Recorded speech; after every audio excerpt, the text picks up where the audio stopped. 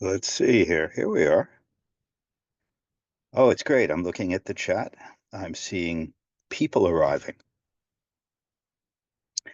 It's like throwing a party. I'd like to welcome everybody. Uh, Little by little, I see more and more names come in. Oh, someone from the UK. Amazing. Um, yeah, it's a Sunday afternoon here in on the East Coast of the United States.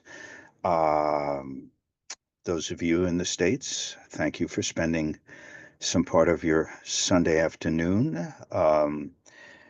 Those of you from outside the United States, goodness, is someone from Chile here? Thank you for spending whatever part of your Sunday afternoon this is with us. We want to talk about training, um, how we train, the different ways we train, and also our reasons for training. And to that end, we have four panelists who all run training programs here in the United States. And each of them will talk, and then there'll be time for questions and answers, or maybe there are no answers, maybe there are just responses, um, but that will happen. Quickly, a couple of thank yous and a little context. I want to thank Sarah Bermenko at the Center for Puppetry Arts for the digital support that we're getting to make this happen. I want to thank Kathy Foley, my colleague on the UNIMA board, for inspiring and helping to format this Zoom panel. I want to thank UNIMA itself for letting me start having this panel and starting this essentially training committee uh, at UNIMA-USA, the USA. And I certainly want to thank the panelists themselves for preparing and being part of this. And thank you for everyone who's taking part. I'm Eric Bass. I'm a member of the UNIMA board, and as I said, the chair of the brand new committee on training. Um, I'm known in puppetry, if you know me at all, as the founder of Sandglass Theater, but I'm not representing Sandglass here. Um, Sandglass will be represented by Shoshana Bass, a very close relative of mine, my daughter, in fact. So I'd like to introduce the panelists. I'd like to jump right ahead. And we decided to go in the order in which these programs were founded. So the most senior of them is the Puppetry Conference at the O'Neill Theater Center. Pam Arciero is the artistic director of the National Puppetry Conference of the O'Neill in Waterford, Connecticut, and there she waves. Panelists, as I introduce you, if you would put your contact information in the chat, that would be great. I'd like to introduce Shoshana Bass, the artistic director of Sandglass Theater in Putney, Vermont, and the director of the Sandglass Summer Training Intensive. I'd like to introduce David Lane, the co-director of the New England Puppet Intensive in North Adams, Massachusetts, practically our neighbor here in Vermont. David also leads a yearly puppet design laboratory at the Massachusetts Museum of Contemporary Art. You can see I'm consulting my notes so that I say the right thing. And I'd like to introduce Chamindika Wanduragala, the founder and executive and artistic director of Monkey Bear's Harmolodic Workshop, a nonprofit that nurtures Native, Black, IPOC, and in developing creative and technical skills in contemporary puppetry. So I welcome you all, and I really appreciate your joining us today. I'd like to begin just by asking each of you in that order if you would just take 5 minutes and say a few words about your program, um, and things that you might say or that we might all be curious to hear might include when your program runs and for how long it runs, a very brief history, when you started, how the program might have changed since its inception. Generally, what is the focus of your program? Who usually attends? How many people? Where do they come from? What level of skill or experience do they need to have? Uh, and um, and it might be fun just to say one thing that you really love about the time that you spend teaching or at your program while it's running. So, Pam, Pam Arciero, would you begin? Certainly will. I'm going to share some photos that will run while I talk so that it's not so boring watching me yap. Let's see if I can do this. I'm feeling very confident right now. Here it comes. Okay, share. And there we are. Okay, let me start it. It might be blurry at the top, I'm warning you. Um, my name is Pam Arciero. I'm the artistic director of the National Puppetry Conference at the Eugene O'Neill Theater Center. I'm going to go in the order. Eric was kind enough. Thank you, Eric, for giving us our rambling about who we are. Um, this is a conference that is in late May and early June every year, and it runs about 2 weeks. We are like there's a pre-conference, which is the first part. It's the shorter, it's a 4.5 day conference. And then there is the main conference, which is 8 days long, and they both have slightly different orientations. Um, in the first part of the pre-conference, we call it, it's more of an intensive. You study with one teacher for that period of time, and you kind of focus on that. There's other activities, but pretty much you're focused on either um, building puppets or writing or directing one specific topic. What we do in the main conference is more varied. There are guest artists from all over the country and all over the world who come and do a project with the participants.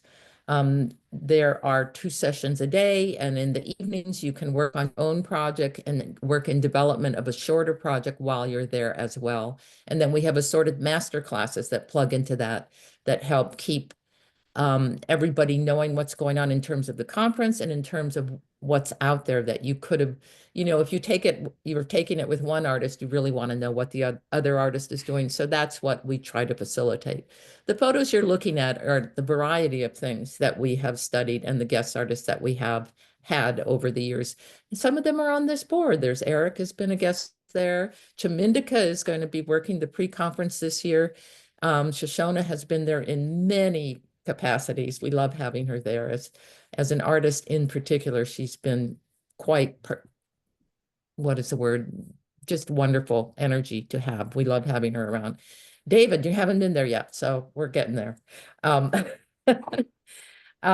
a very brief history. We started in 1991 after the death of Jim Henson. Jane Henson felt she wanted to do something to keep spirit that Jim had about all forms of puppetry alive, not just the Muppets. So we started that conference then. I was one of the first guest artists. We taught in a Muppet style, and we taught in the morning puppetry, and in the afternoon they built puppets. From there, Richard Termini, George Latchaw and Richard Termini basically shepherded that the next 10 years or so into it was 1 week, one guest artist usually, and about 20 to 25 people. From there, we went to, Richard asked me to become the artistic director, and I moved on from there.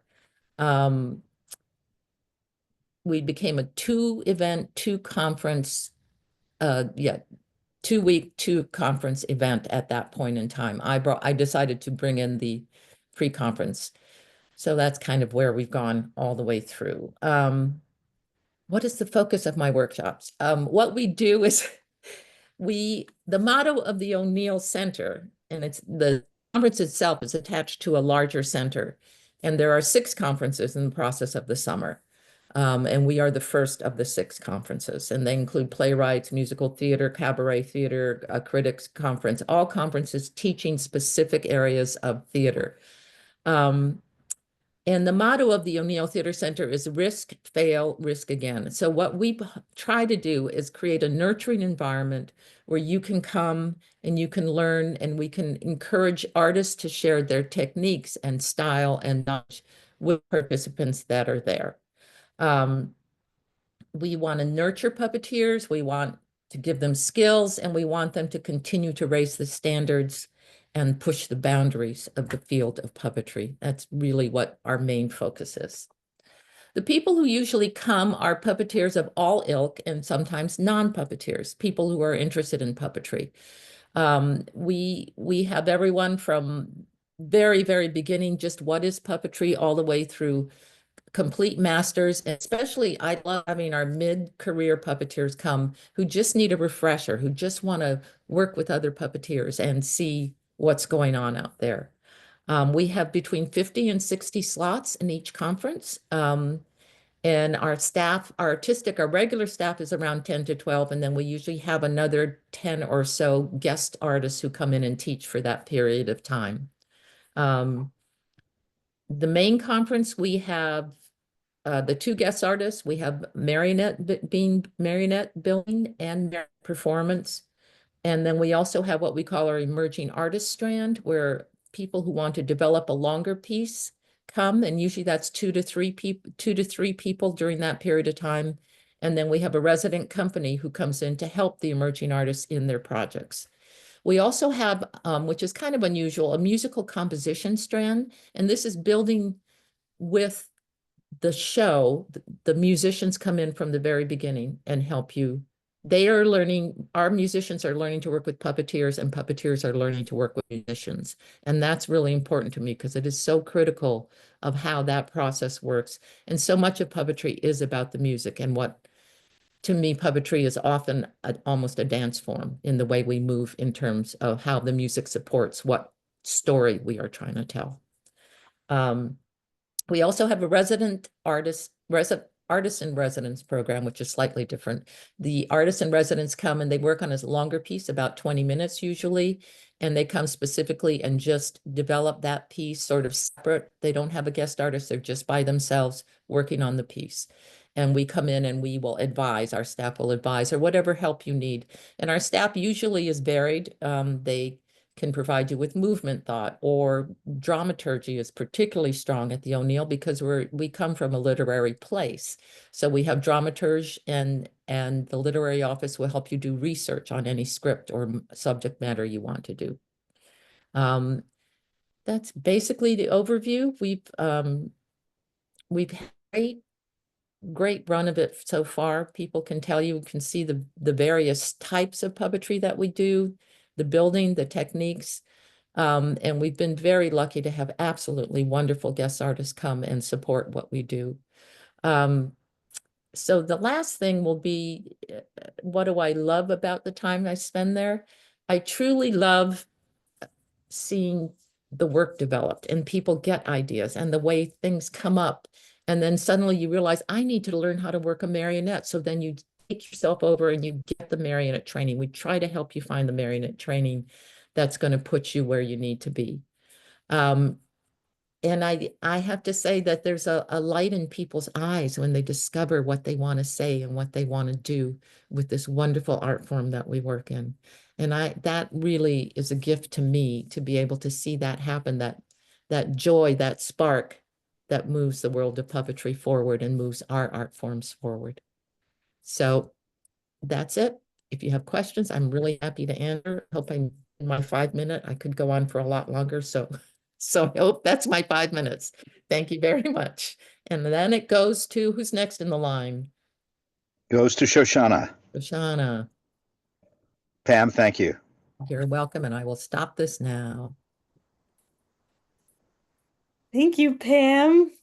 So many beautiful, beautiful photos. And yeah, I want to say the O'Neill is just an amazing place for puppetry networking and community, and being in puppetry community.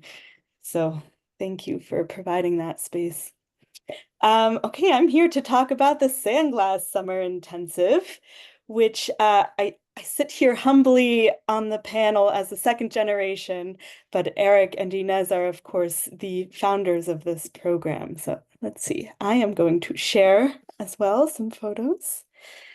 And you'll see for a moment my iMovie, but not to worry, I'll make it large by hitting this button.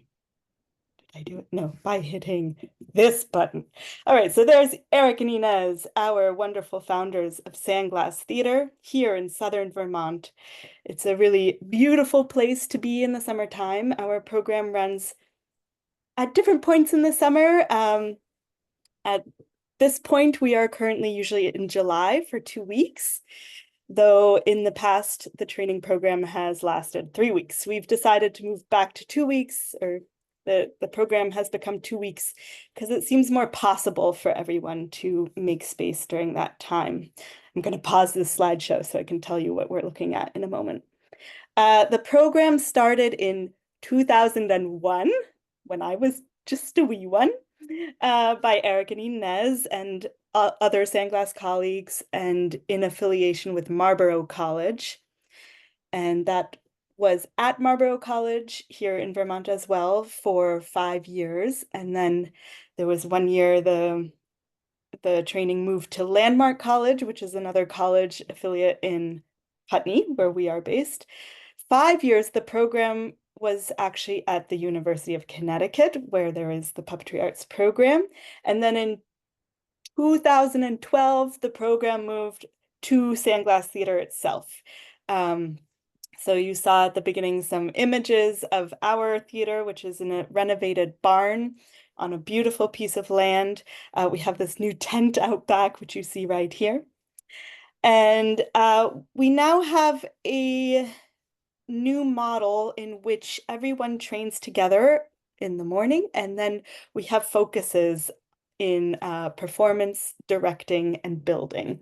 Directing with Eric, building with my mother Inez, and myself with performance, and our co-teacher Amanda Maddock, who is based in California and also comes to teach with us in the summer. So the training entails a lot of breath warm up and really working to work in our own puppetry bodies and find where the free channels are for bringing life into the puppet. This is really an approach to puppetry. It's a deep dive into one approach, whereas perhaps in other programs, there's more of a wide range of really all the different genres and styles that one can touch on in this amazing magical form. This really digs down into one approach. These are Sandglass exercise puppets here that are part of our morning training that we do all together, no matter what track you're in. Everyone is doing basic morning training in a method that has been developed by Eric and Inez for their 40 years of workshops that they've been developing around the world.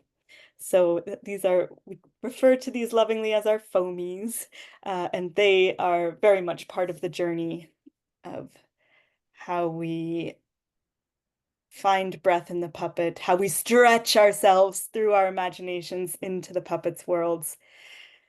And we work with 3-person puppets as well on a whole exploration in terrain and finding group puppetry. These are just going to be a bunch of random shots over the years from trainings since I've been a part of them. There are much older shots out there. So the objectives of this training really are to inspire artists to understand and experience the potential of puppetry as an ensemble theater form. So we work a lot with ensemble theater training as it applies to puppetry. And we also learn foundational techniques of giving life to inanimate objects in either solo 1-person puppets or collaborative with 3-person puppets, and then into the process of creating group compositions. So alongside the training as a whole group and the training within a particular track of I made room for all the world's a stage. A particular track of performance or directing or building. Everyone is also working on group compositions through the time together. So they're engaging in a creative process with a group of peers that are specific to what we are working with in this approach.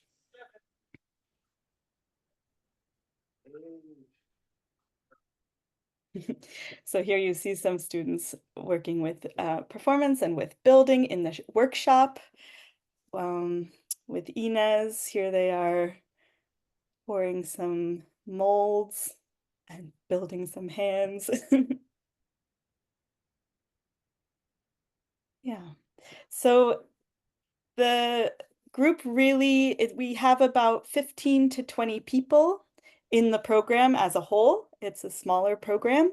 We have a small little theater space that we work in.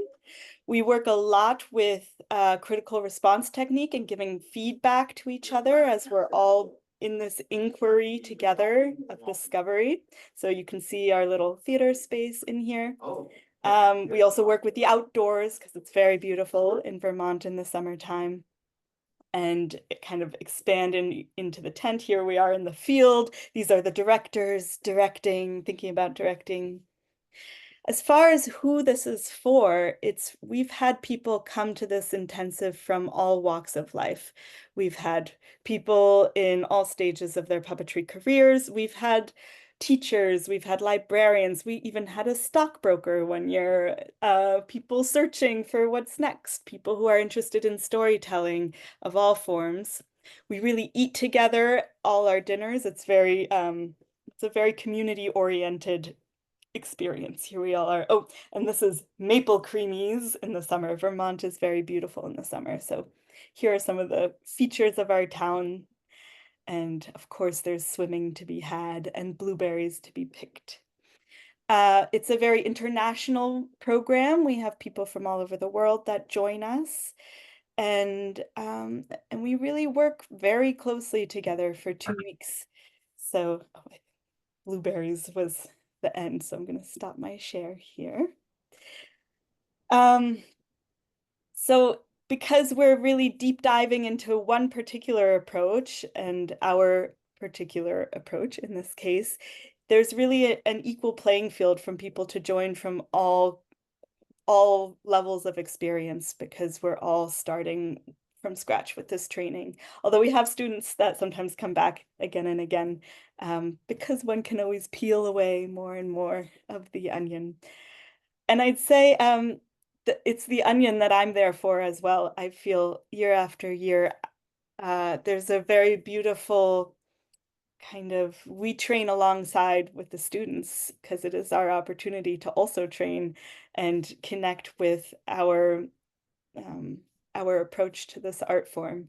So I make new discoveries every summer, and I am thrilled by the group of people that come together for this strange ritual of puppetry performance for 2 weeks every summer. And I feel I grow a lot from it too. So I'm really there for the friendships that are built and the discoveries that are always made. And that one moment, the nirvana moment of surprise when someone's puppet does something that they didn't know it would do, and they're just so delighted by it. So I love that moment. I should also mention that our program we offer 1 to 3 BIPOC scholarships for the program every summer as we can raise the money for, really in support of wanting to create more opportunity in our field to be its most fullest and beautifulest form it can be. So that's a quick and dirty introduction of the Sandglass Summer Intensive, and I look forward to chatting more with everyone once we've all introduced ourselves. Thank you, and it's David.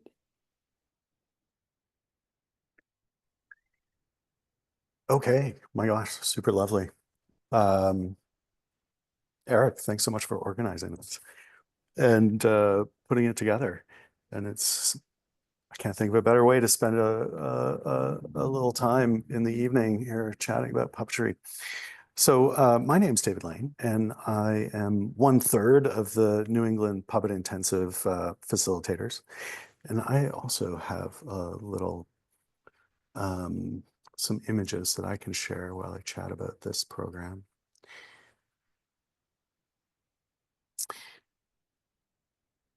So, this is our crew from a few years ago on the lawn at the Clark Art Institute.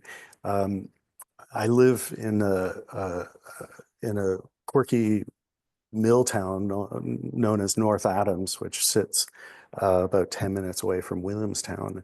And our intensive has had a couple of different locations, including a residential school in Williamstown, which was right next door to the Clark. So we created a relationship with them. Now we have it right in North Adams in our in a converted historic mill building, and I'll get into the whole situation in a sec. But I want to make sure that you guys all see my cohorts in this in our project, Nan Bockwell and Peter Bockwell. The New England Puppet Intensive grew out of the work that Pete was doing in Calgary, in Banff, Alberta, at the Banff Arts Center several years ago, many years ago, actually, predating us. We had our first intensive in 2012. And it kind of came about because we were chatting, Pete was telling me about the Banff Puppetry Intensive, which sounded really wonderful, except it's held in the middle of January in the Rocky Mountains, and everyone is, you know, indoors for that whole time. And we were walking around Williamstown and came up with the notion that maybe we should have a sister activity that happens in the summer down in the beautiful place that is New England. So that was its inception. We had our first go of it in 2012. It was a 10-day program, and then we've sort of expanded it to around 2 weeks. But it sort of depends on the year. Sometimes it sits a little closer to 12 days.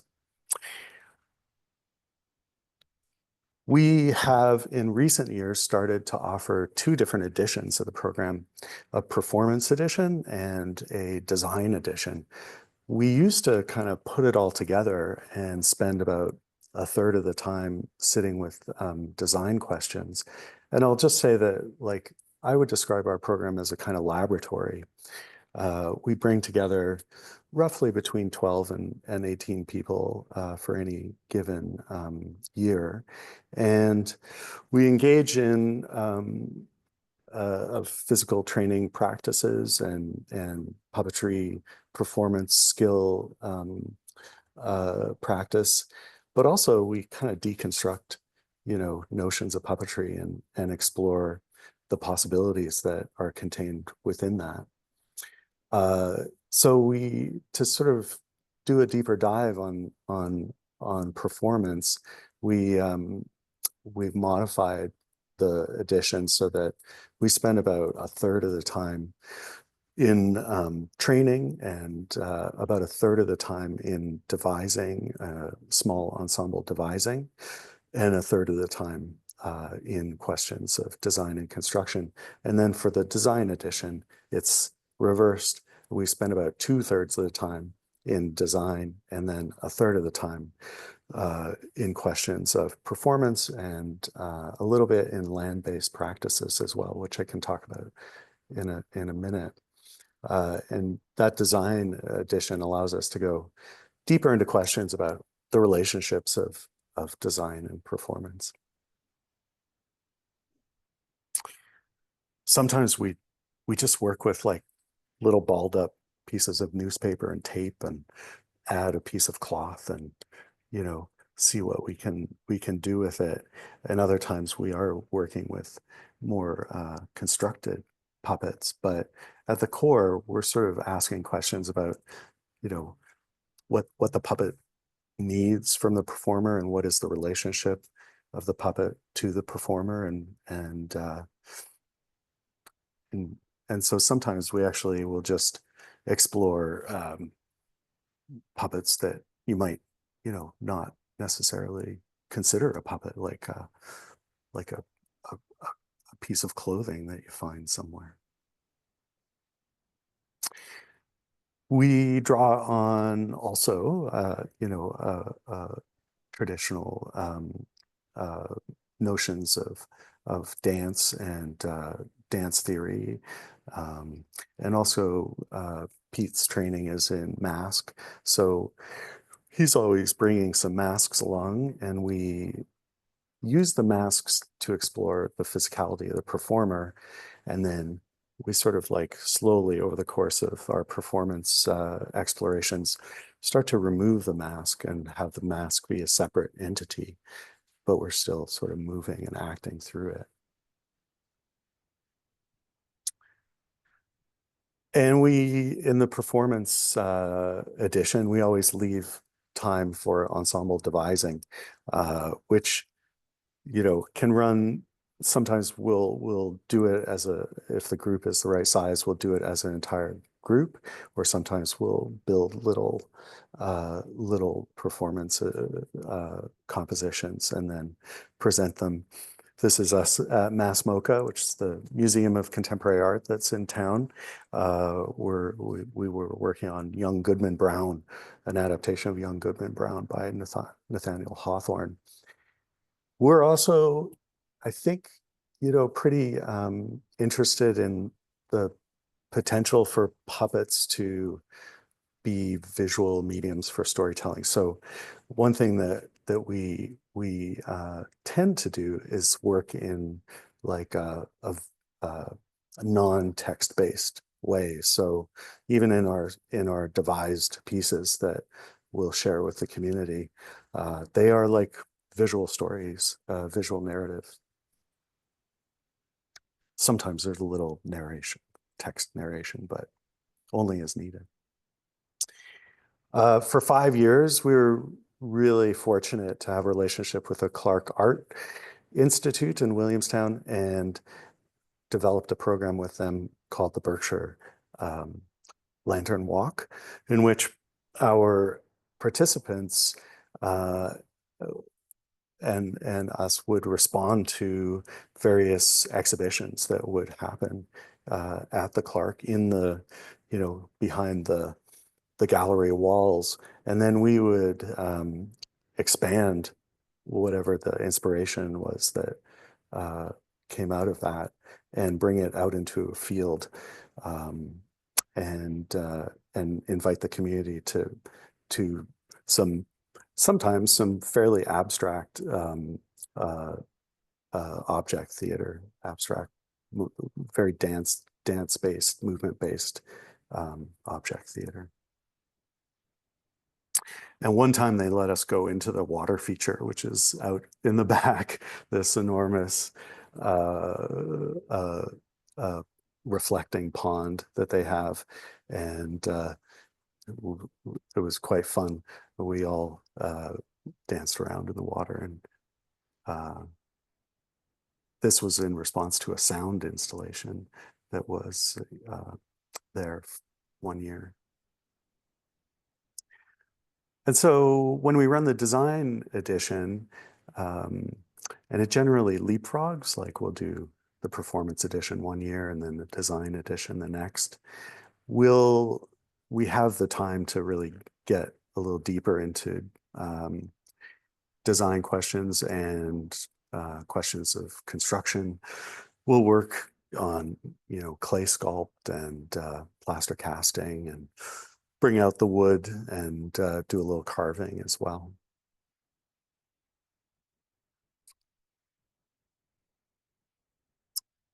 We also look at, master puppetry engineers like Hans-Jürgen Fettig, whose exercises suggested in his book is to make some puppets out of, toilet paper rolls and little paper mache eggs and stuff. So we'll explore, you know, we're sort of treated, again, we treat the time together as kind of laboratory, and we bring different ingredients to it each year and see what comes of it. And when we're in the Eclipse Mill, this historic used to be a textile factory, we have a gallery space downstairs, and we are able to exhibit the puppets at the end and have a little exchange with the community, which is really nice. And these were from one of our design edition years, where we can get a little deeper into creating more finished puppets. So what I love about this, about well, any sort of intensive or training opportunities is the notion of building a little, you know, colony of artists, a little, almost like over the course of 10 or 12 days, you really have an opportunity for a lot of informal exchange. It's super exciting to meet people who are as interested in puppetry as you are, and the conversations are always super nice. The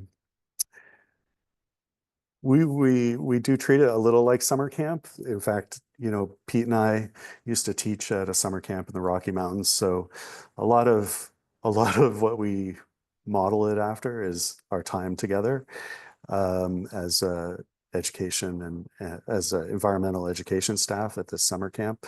So we have lunches and dinners together, and play foursquare ball after lunch each day to sort of limber ourselves up and remind ourselves that, as serious as whatever philosophical conversations might be taking place that day, we really should be playing as well. And of course, that's a key part of puppetry performance and exploration. I'll just mention the other shorter program that I run is a carving and design residency at MassMocha, where the medium is wood, and it's all about wood and working with wood. We work with traditional European style hand carving tools, and we also do some more dynamic power carving with rotary tools. And this is a really fun 5-day experience that folks come for. And we're, you know, in residence at the Contemporary Art Museum, which is kind of special. We have free reign to wander through the museum looking at things and find inspiration. And we're housed just across the street in these apartments. It's quite lovely. We'll have another one of it in June. And then this year, for the first time, we're taking the New England Puppet Intensive on the road to back to my home and native land, Canada.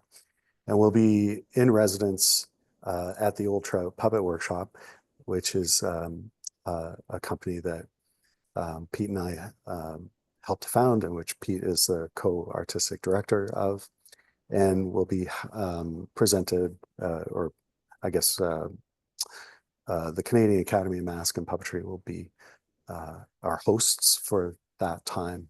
So we're really excited about this. We think it'll be really interesting to have this in a different spot and to open up the opportunity for some of the West Coasters that maybe are a little bit far away to come to New England for training, but this Western Canada might just be the ticket. We're also going to explore some land-based practices out there and visit some of the incredible parks and mountainous areas that Calgary and the Rocky Mountains has to offer. So I'm not sure if I answered all the questions that you were asking, Eric, but I'll call it there, and then we can chat more. Great, David. Great. Let's move on to Chimendika. And Chimendika, take it away. Hey everyone, I'm Chimendika Wandaragala. I'm the executive and artistic director of Monkey Bear's Harmonic Workshop.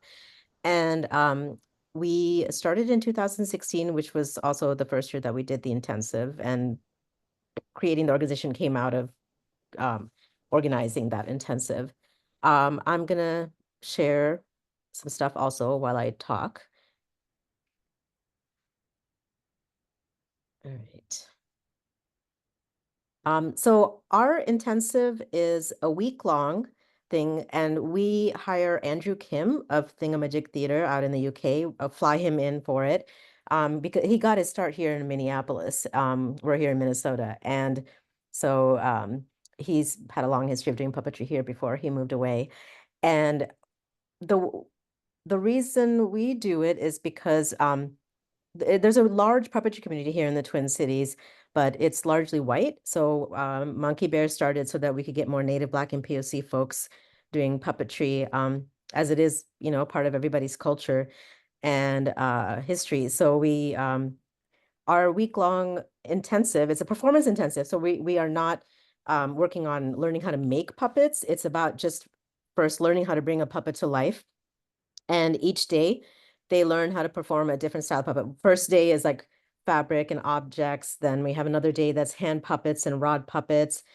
Then another day we have string puppets that we bring Kurt Hunter in to teach. And another day is shadow puppetry.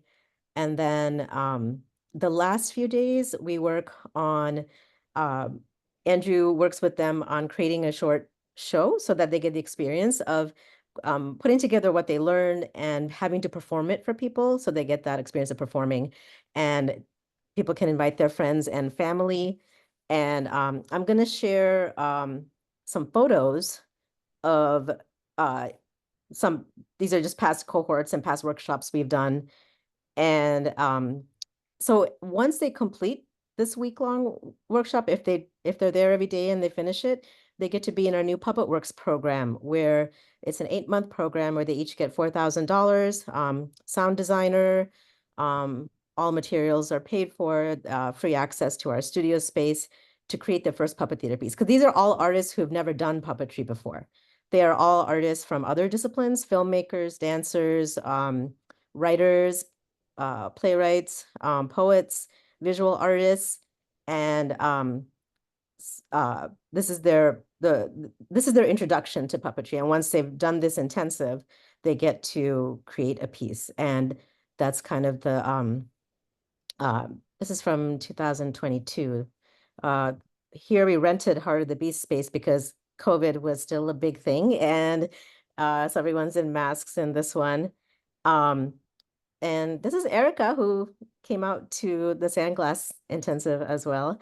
Anyway, so basically it's really created this amazing community of artists who really support each other as they create their own work once they've been through our programming. Some of them have continued on to do puppetry full time. They get hired by other theaters to make puppets, and they continue creating their own work as well. For example, Wan Vu, who went through our programming, is now the co-director of Puppet Lab here at Open Eye Figure Theater.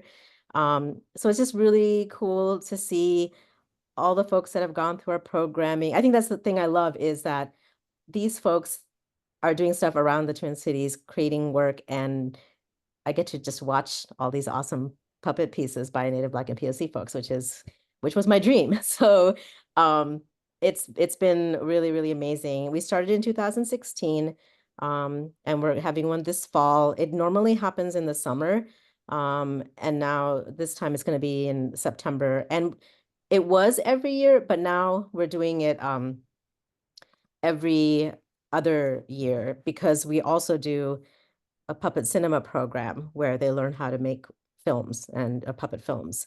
And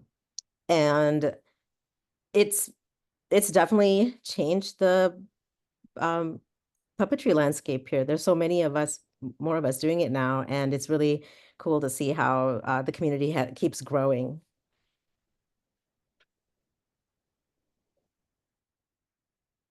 Fantastic. Let's see. Can you hear me? I'm asking because my Wi-Fi shut down and I had to come back in. So I'm not quite sure what's working and what's not. But here we are. Thank you. Thank you all for these presentations. It's tremendous. Everybody who's come here from Monkey Bear, we have absolutely loved working with. So so I think as a couple of you have pointed out, the cross pollination among these programs has benefited all of us. I'd like to move to questions, and I have to say that when I logged back in, my questions stopped functioning. So I think, Sarah, are you there? I am. I think it's of necessity. I need to pass the questions function over to you, and if you would, because my question box opens, but it's empty, and I know there are questions in there. So, Okay, well, I'll just go in would you mind order. taking that on? Yeah, I'll just go in order. The first question says, how many years has Sandglass Theater been around? Sandglass Theater was founded, it's funny to answer this while Eric is here, but I won't listen. that is my job now, I think. Okay. Sandglass Theater was founded in 1982 in Munich, Germany by Eric and Inez, my mother.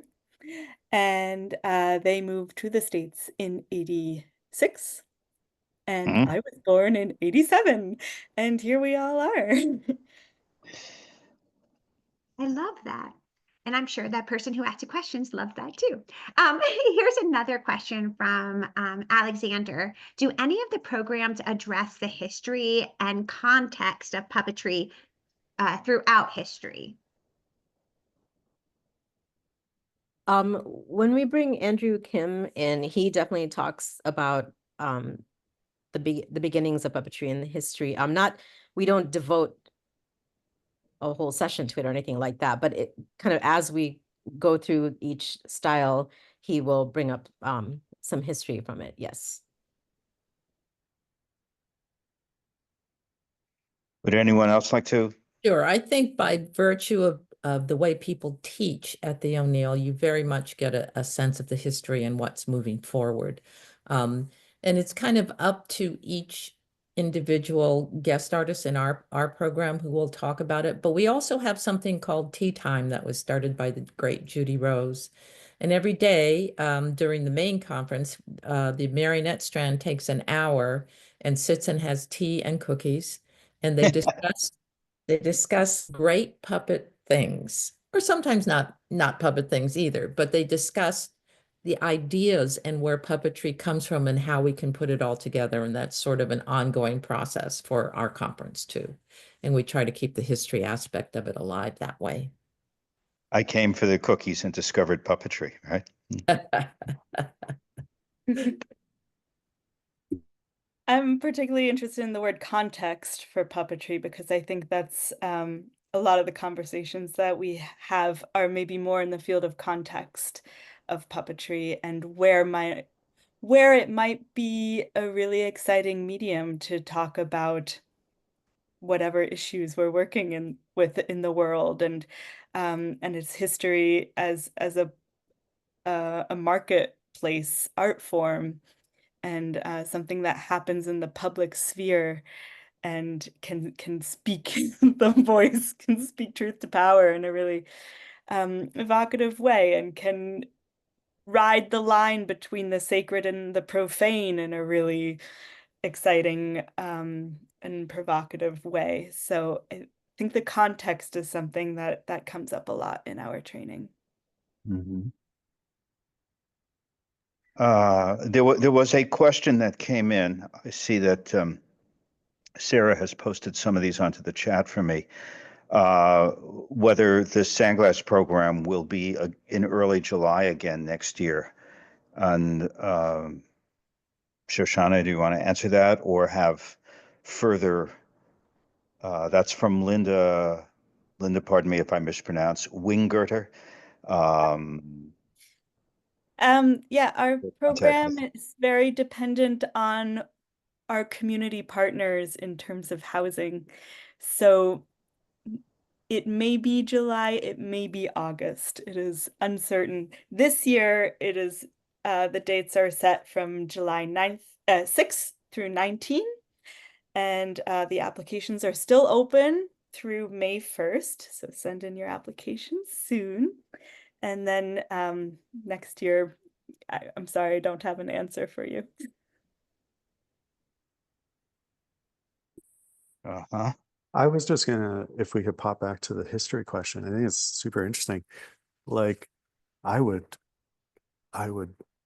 not dare to speak to a full history of puppetry or you know present on something like that. But I do have my favorites, and I do pull a lot of books off the shelves to show people when they arrive. And I think that's kind of part of the fun, is discovering some of this stuff together. And every once in a while, we'll have a puppet scholar join the group, and that's always super interesting. I have to say, I learn, so much from doing these workshops. Um, I'm sure I learned more than I could ever impart to folks. I feel very, very fortunate and benefit greatly. I might just jump in for a general statement here, which is that there's nothing that we do in puppetry that doesn't come from some tradition at some point. I mean, everything is based in some tradition, and I think in puppetry we can't separate history and tradition. They are very much connected. So just like we can't separate culture from tradition. So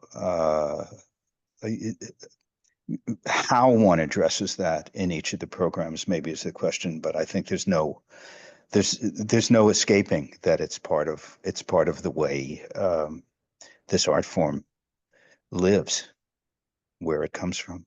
Mm-hmm.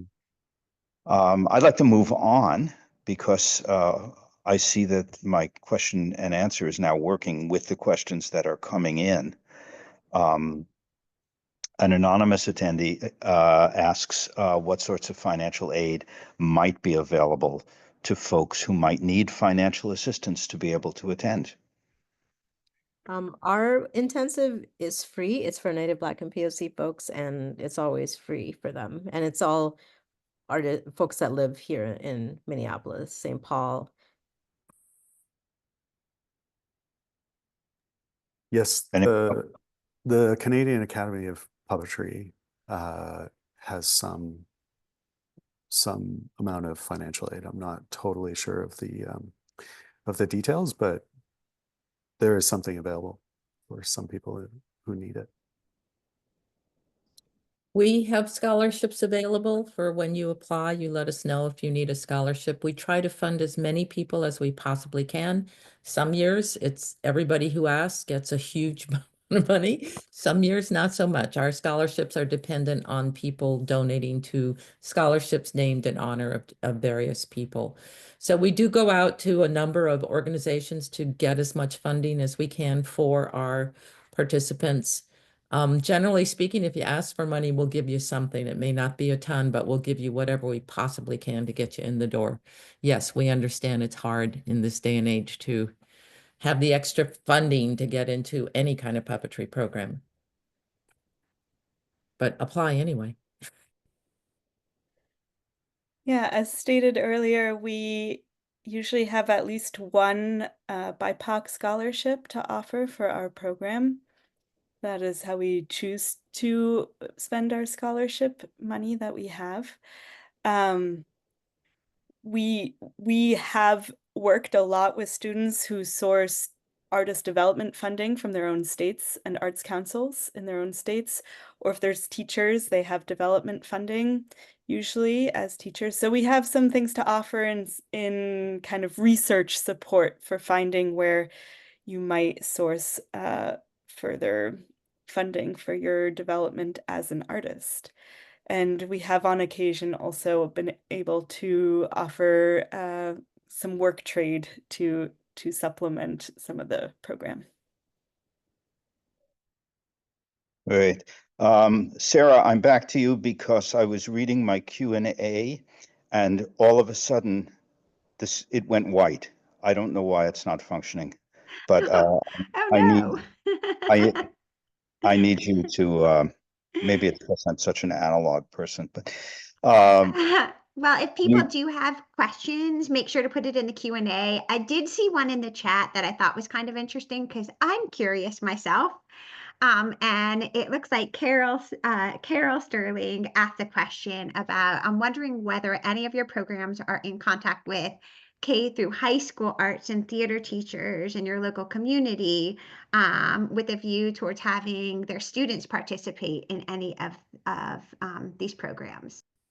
Well, it's funny you should ask that because I just taught a week-long workshop last summer for K through 12 teachers of color, and that was through a program that someone who works at the Writing Center of the University of Minnesota got a grant for it, and it was K through 12, so it's like teachers that teach grade school as well as high school. We ourselves, Monkey Bear does not teach kids; it's specifically for adults, and so this was actually like a week for the teachers, like as just their own rejuvenation kind of week. And they got money to attend also as part, and they can use those hours for there's a certain amount of credits or something you have to do for outside training for teaching. And so they're able to use it for that credit or whatever too. And then they were very excited about using what they learned with their kids. Like they did it a lot like our intensive, but they also got to make they really wanted to make puppets too. So we made some puppets, and one of the teachers teaches science, and they made this puppet that they're going to use as the mad scientist, and it's going to be showing all the things that they shouldn't do when they're doing chemistry experiments. And so they had a lot of fun but it was really cool seeing them like doing the improv exercises and stuff, and how much fun they were having, and just having something joyful for the teachers as opposed to attending some professional development training where they're just sitting and listening to some lecture. And I'm doing that again this summer. And it's again K through 12 teachers of color for a week. There's a related question here, and do any of the programs, are any of them actually for high school students? We generally don't take anyone under 18 for a number of reasons, but I have taken students as young as 16 who are specially oriented towards puppetry or have some special needs things. But because for us, we're an adult program, it's a slightly different orientation than teaching younger kids. So no, we don't usually do that. But like Chamindika, we try to encourage, we get a fair number of teachers who come in who can take the skill set back out to where they're going. And that's kind of what our basis of work is. Yeah, there's quite a few Monkey Bear alumni who do workshops in schools and summer camps and things like that once they've gotten experience doing puppetry. Well, I see some questions in the chat, and at least I did. Do you want me to ask another question from the Q&A? They keep coming in. Yeah, I will have to do it that way, Sarah. Thank you. Okay, sure. I'm fascinated by all of this. What kind of preparation is needed for each program? Do any require bringing existing puppets or partially developed work? Things like that. In our program, it's all folks who've never done puppetry before. So they just come in and we provide all the practice puppets and everything. We have meals for everybody as well. But no, the people that are participants don't have to prepare anything because it's their first introduction to puppetry. It's really dependent on who you're studying with in terms of our programs. If you are studying marionette performance, yes, you need to bring a marionette because you're not building a marionette at that point. You're learning to perform string puppets. And so that requirement is definite that you need to have a puppet. If you're coming to build a marionette, obviously you just come and usually the program provides everything you need as part of getting that puppet built within that week. So it is, for us, it's with every program, every guest artist has different requirements as to what they want you to do when you come to the program. So you kind of have to check it out. I know that some of you may want to address an extension of this, which is preparation might be bringing a puppet, but there are other kinds of things that people might bring, like source material to work from. And does anyone want to talk about that? Well, yes, we bring source material for our summer intensive. Well, what might that be? So we tend to theme our summer intensives to give us a way to start our research process and how one might start devising a piece, or what might one start with apart from, as Eric said, a puppet, whether that is a material or a poem or a news article or a song or something within a specific theme. So last year's theme was What Once Was Wild. We've had themes like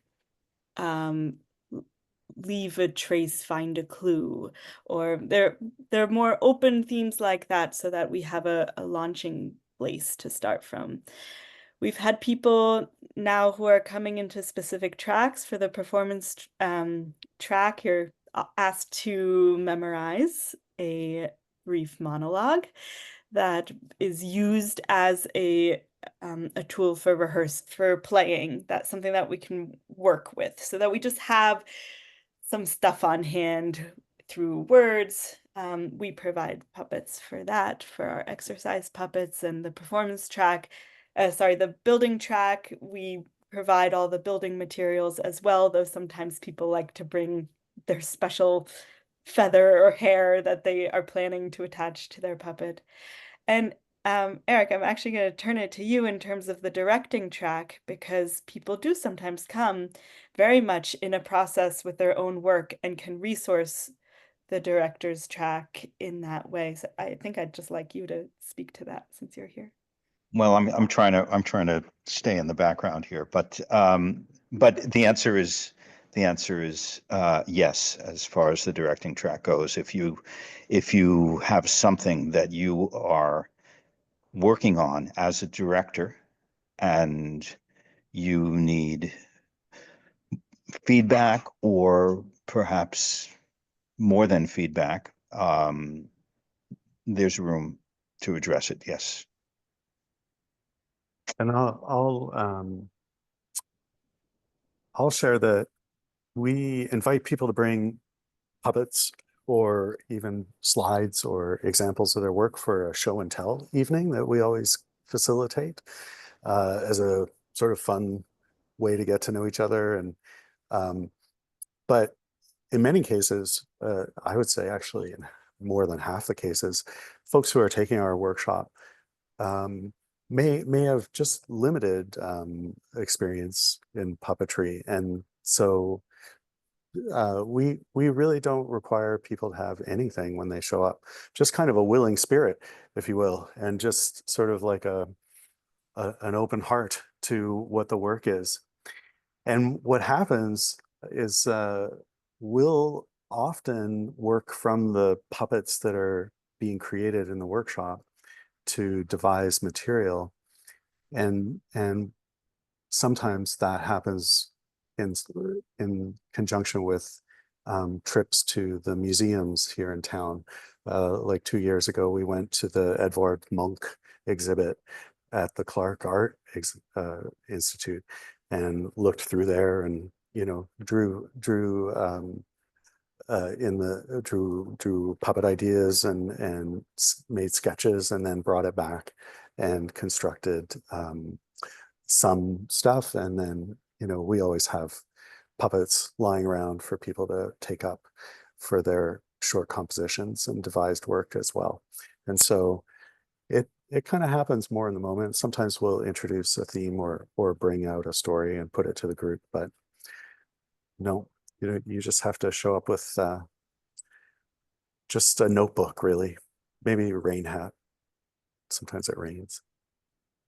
One thing I learned right away from doing our first intensive back in 2016 was having that week-long training to introduce folks to puppetry. That was great, but that didn't mean that they knew then how to make a puppet theater piece and would continue on to do that just from having that beginning week-long thing. So, which is why we started New Puppet Works, which is also a training program, but it's like an 8-month one where they get mentorship, story development, making, and we do like a series of workshops in the beginning of that so that they can learn the basics of building certain styles of puppets so that they have something to jump off of in terms of thinking about which style they might want to use for their piece. So that also became a training program, but just a more in-depth one where they learn how to create a piece. And I liked what Shoshana was talking about how they at your training, learning to devise and how to think through building a piece. And so that's because in our intensive, they have to immediately improvise scenes and come up with little stories with the puppets in little groups and stuff. But in terms of coming up with your own story and building the puppets and making everything, that becomes the next step. So yeah, it's been cool, like kind of evolving how we teach stuff based on what people need. Chamindige, your response reminds me of one of the questions that popped up and then, for reasons I'll never understand, vanished again. But someone did ask about the difference between all of these training programs and programs that are run in colleges and universities, like University of Connecticut. And I think the writer suggested that there was also one in Hawaii that I don't know about, but can any of you speak to that? I mean, it's a different way to think about how to use your time Right. to train. Yeah. I think that's pretty vital for us in that, in 8 days, you are able to get your hands on puppets and create and be right there. The university system, which I've taught at the University of Hawaii and at the University of Connecticut, you're talking about much longer commitment to the programs, right? You can't, a semester is 4 months long. You're talking 8 months, most of a year to cover a puppetry class usually. And that's just one class, much less a degree. I think the time commitment is what it becomes a big issue for us. And also, what we do allows you to put your toe in the water. If you're not sure you want to be a puppeteer, or you're not sure you want to study marionettes, you can do that in 8 days with us. You can learn how to move forward in the field if you're interested and not make the commitment of 4 months and the thousands of dollars that it might take to go to a university training program. Not that I went to one, I have a degree, I did it, I loved it, but it's not for everybody, and it's not for me, be very interested in people of all ages coming into the program, not just people who are 18 to 24. I love having people who are in their mid-40s and are deciding they want to find some new way to communicate, some new way to reach out their art in their artistic way, their voice. And that's often what we have coming in. Sometimes it's an opera singer or someone who's in a related field and just wants to see if this is where they want to go. And that's kind of where we live, right? We live in that sort of, we give you what we can in the shortest period of time to get you moving forward. We want you to go to a university if you have that time and that interest. Please, that's the best way to go. But we're here to help you get your feet in the right direction, is how I see it. Yeah, I agree, Pam. It's like kind of dipping your toe in, like seeing if this is something you want to do. Because in our week-long training, that people are definitely seeing, is this something? So what so it's not necessarily that we want to turn everyone that comes into it into a puppeteer, because you know, some of them might not want to continue, but it's more about having another, for folks to have another tool in their tool belt to tell a story. And sometimes they have stories that they haven't been able to tell in other art forms, and puppetry really brings that out. And so it's been really amazing seeing folks talk about things that they've never talked about with anybody else or in any public way. And but something about puppetry and bringing these inanimate objects to life helps bring that out. I think we'll give Chimindika the last word because we said we'd go until about 6:15, which is in 2 minutes. At least my clock is still working. And Sarah, were there many questions that we didn't get to? There's just one more that was there. Shall we yeah. go one more question then? Sure. So Jessica said, for the directing strand for Sandglass, how far along in development is ideal? Oh, we start from before the idea. We start from inception and talk about where ideas come from, if there even are ideas. Sometimes it's a vision or a movement. But talk to Shoshana about that. It's her program. I want to thank you all, everyone who attended. I want to thank the panelists. Thank you again to Kathy and Sarah and to UNIMA. Kathy reminds me that if anyone would like to join UNIMA-USA or have suggestions about issues that you'd like to see covered in Zooms, please talk to us. And there is a puppetry festival, World Puppetry Festival in Korea, May 22nd to June 1st. And you can talk to anyone in UNIMA about that. And I think we're there. Maybe the last thing I want to say is that this whole idea of these training Zooms started during COVID by Jeremiah Bartram, a Canadian puppeteer and writer who started them not as discussions with trainers, but among trainers. So we were all on those panels along with Canadian colleagues. And so I want to thank Jeremiah also for essentially beginning this. Thanks so much. See you again.